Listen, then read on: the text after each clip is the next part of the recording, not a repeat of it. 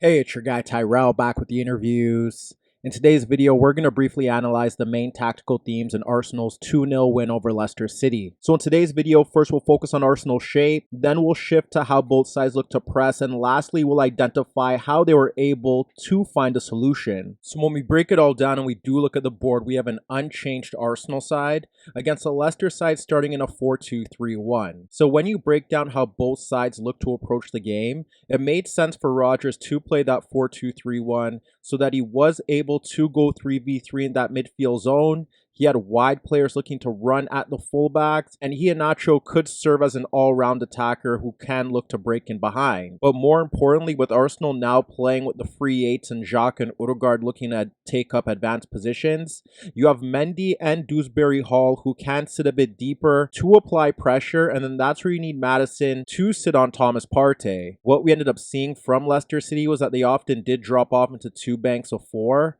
and that's where you had Iheanacho and Maddison in between Thomas Partey looking to compress the space. Ultimately, Leicester City did have a hexagonal shape looking to press forward to close down this Arsenal attack, and in those two banks of four you could see that Arsenal's midfield diamond was being formed with Lacazette dropping into that midfield zone just beyond Mendy and Dewsbury Hall, and you had Xhaka and Odegaard in the spaces between Albrighton and Mendy and Dewsbury Hall and Barnes. Therefore, when you continue to look at Arsenal's shape, they were more of a 4-1-5 with Tierney and Cedric in deeper inside positions when Arsenal were looking to build out of the back, and Thomas Partey sitting in that central position where he was closed by Iheanacho and Maddison on either side of him. What you ended up seeing was that Odegaard was frustrated with the lack of service, so he was often dropping in towards his own half or just ahead of Dewsbury Hall and Barnes to get on the ball, whereas Martinelli and Saka were hugging the touchline and looking to make runs in behind Ricardo Pereira and Thomas. Meanwhile, when Leicester looked to press from the front, they had Iheanacho and Maddison stepping towards the center backs,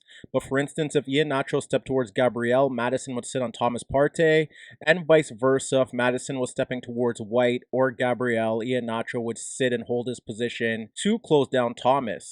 Out in the wider areas, Albrighton and Barnes would close down Cedric and Tierney, and that's where we often ended up seeing Odegaard looking to make runs into the space behind Barnes, but that would force Dewsbury Hall to shift across to close him down, and the same thing applied with Xhaka looking to break into that space. Mendy would shift laterally to deal with that threat. Meanwhile, when you look at Arsenal, the same thing could be said about their press. They had Lacazette and Odegaard looking to step towards Soyuncu and Amarte, and what we ended up seeing in those situations was that Lacazette would step towards the center backs, and if Odegaard did look to step towards the center back as well, then he would block off the passing lane in towards Mendy or Dewsbury Hall. In those situations, Martinelli and Saka would close down the fullbacks, and then that's where you would see Thomas Partey and Xhaka stepping forward to close down Mendy and Dewsbury Hall, dropping in towards their own half to get on the ball. That ultimately does leave space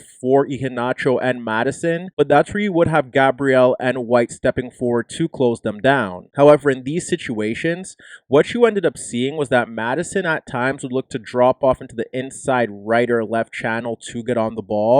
and from there you would see that he does have an overload in that area. The significance of Odegaard stepping towards one of the center backs and blocking off the passing lane into a midfielder allows Arsenal to maintain their numbers in that midfield zone. For example, if he's stepping into the path of Soyuncu and blocking off the passing lane into, let's say, Mendy, then Thomas Partey can deal with Dewsbury Hall, and then Xhaka could sit in that central area, and if Maddison drops off into that zone, he can't pick him up. An alternative for Arsenal in these situations was that if Maddison was free in that midfield zone, they could have the spare wide player in Martinelli or Saka shifting laterally to close him down. We did witness situations similar to Arsenal that if Martinelli and Saka were stepping towards the fullbacks, then Mendy and Dewsbury Hall would look to shift laterally to receive the ball in space, and that's where you would have Xhaka or Thomas Partey shifting over to close them down. And the only other alternative for Arsenal would be to have Odegaard dropping off deeper into that midfield zone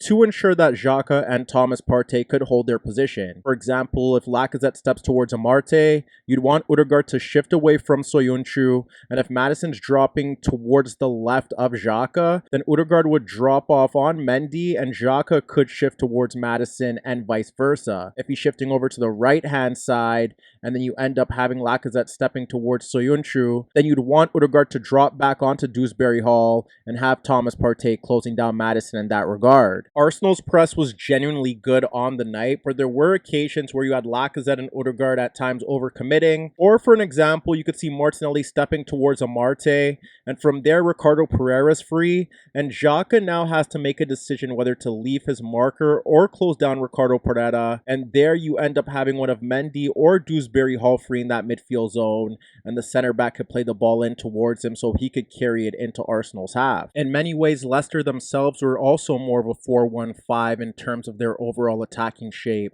because they ended up having Ricardo Pereira and Thomas staying narrow as well. Mendy was in the center of the pitch, and then Dewsbury Hall was looking to push into the gap between Thomas Partey and Saka, while Maddison shifted out into the opposite gap between Martinelli and Xhaka. What you end up seeing was that over on that left-hand side, there was a bit more rotation. For instance, there were times where Dewsbury Hall dropped off into an inside left position to get on the ball, and Thomas pushed into that gap just ahead of White and Cedric to occupy the back line. But Arsenal did drop off into two banks of four. They had Lacazette and Odegaard between Mendy, and they were willing to step towards the center backs to apply pressure and block up the passing lane into Mendy to ensure that he couldn't get on the ball. In many cases, Arsenal's shape was very good when they dropped off into two banks of four, specifically out in the wider areas where Leicester often attacked with two. But in those situations, they had Saka and Thomas Partey shifting across to often deal with Barnes and Dewsbury Hall, or Barnes and Thomas. The same would apply on the opposite flank with Gabriel and Xhaka shifting across to help out Martinelli and Tierney. Therefore, when you assess the issues that Arsenal encountered in this game, it was simply Leicester looking to exploit space in behind Cedric, or look to combine in areas around Cedric to attack space in behind him to break in towards the penalty area. The other key factor here was that Rodgers did replicate what other teams have tried to do with Odegaard by having Barnes and Dewsbury Hall blocking off the passing lane in towards him. So with this hexagonal shape preventing Arsenal from playing through the midfield in those opening stages, the key players here were Xhaka and Odegaard. What we ended up seeing was that Arsenal were inviting the press, and now Xhaka and Odegaard were shifting out in towards those inside left and right channels and pulling out Mendy and Dewsbury Hall, and they were doing it in different manners. For instance, Xhaka was often shifting laterally, and then you'd see Odegaard dropping in towards that midfield zone to pull away Dewsbury Hall. Regardless, Mendy and Dewsbury Hall were shifting out into those zones, and now what we ended up seeing was that Arsenal's back four turned into chief creators, because this created space for them to play long balls over the top to try and play in Martinelli and Saka to break in behind, or at the very least get into 1v1s with the Leicester City fullbacks, and this was a recurring tactical theme throughout the game. And what we ended up seeing here was that both Saka and Martinelli did get themselves into good positions out in those wider areas, but when, for instance, Cedric was making overlapping runs, Saka struggled to get a shot on goal despite cutting in on towards his left foot. And the same thing applied towards Cedric, who made underlapping runs towards goal. And on the rare occasion where Saka was able to find him and he broke into the penalty area, he was also unable to test Schmeichel. In this example, we witnessed Saka in a 2v2 ahead of Thomas, with Cedric making an overlapping run and Dewsbury Hall shifting over for cover. Saka slides the ball across Thomas towards the byline for Cedric, and that pulls out Soyuncu, and as you could see, Lacazette's making a free run towards the 6-yard area unmarked as Amarte and Ricardo Pereira are dropping back into that zone. However, when Cedric plays that pass, it's slightly behind Lacazette, and Mendy's recovering pressure from behind throws off the Arsenal striker, and from that position he's unable to touch Schmeichel. Whereas over on the left-hand side, Xhaka continued to make forward runs in beyond Mendy and Albrighton into the final third. But what was pivotal here was that with the center backs or the fullbacks looking to play long balls over the top, when Xhaka made runs into the Amarte-Ricardo Pereira gap, That created space for Martinelli to receive the ball freely out in that left channel, as his movement would occupy the two center backs, and that would give Martinelli time to receive the ball freely down the left and then now be able to run at Ricardo Pereira. In situations where Xhaka made forward movement in towards that gap, that's where you would now have Mendy being tasked to shift laterally to close him down to make up the numbers. But there were times where we ended up seeing Xhaka have time to receive the ball in that zone, and even with Martinelli running at Ricardo Pereira with long balls over the top, he struggled to beat the right back on a consistent basis. But similar to that right hand side, with Tierney making overlapping and underlapping runs, Arsenal were able to cause some threats down that side. With Xhaka's forward movement in towards that zone, it pulls away Mendy and one of the center backs and the right back, and then Martinelli looking to run towards goal takes away another player as well. That often does create space for Tierney to make overlapping runs, and that was integral.